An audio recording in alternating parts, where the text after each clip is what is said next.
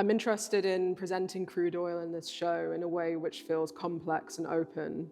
On the one hand, it has defined the state of culture and human development throughout the 20th century, and on the other, it's been a prize over which men have waged wars countless times over the past 50 years.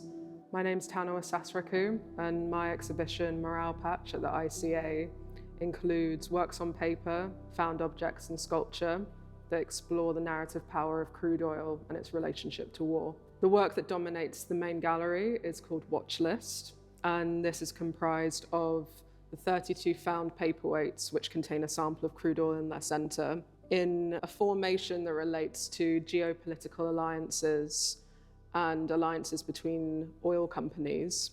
The paperweights are disseminated for two reasons.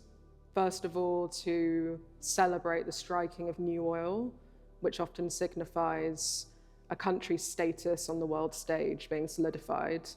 And secondly, to commemorate the end of a worker's career. And in this case, they're often referred to in the industry as tombstones. The velvet upholstered boards on which they're displayed come from Italy and from an artisan who creates these boards typically for high-end jewelers. And I think they speak to a sense of imperial grandeur and also a gaudiness associated with collectibles in the jewelry industry. Surrounding Watch List in the main gallery space are 6 works on paper. They're in a series called Subdued Morale Patch.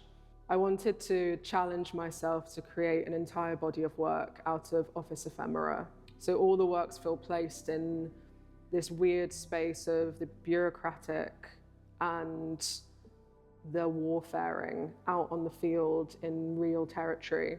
The patterns on the surfaces of this series of works refer to patterns and colour bands found on military service ribbons.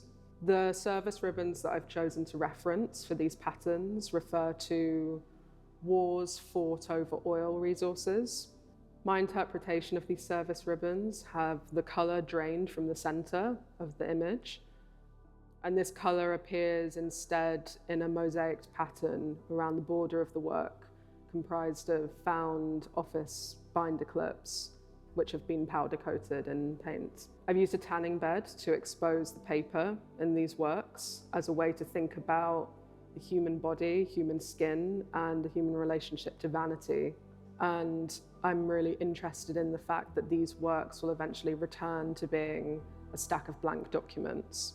In the smaller back gallery of the ICA, viewer will find 2 wool-lined tables, which hold on their surface 2 sets of custom-made paperweights, and they reference the forms of military coffins, screen-printed so they appear as though they're wrapped in national flags.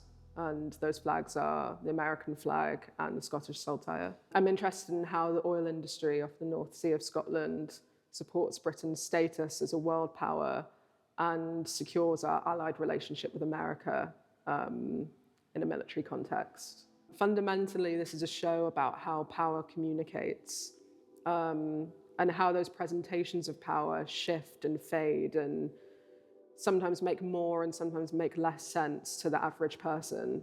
Whilst I've done a lot of research in the process of working on the show to help me understand what symbols to choose and what codes to work with, fundamentally it is a show about how fragile presentations of power are and how the logic and meaning that we're fed seems to constantly shift and fade away.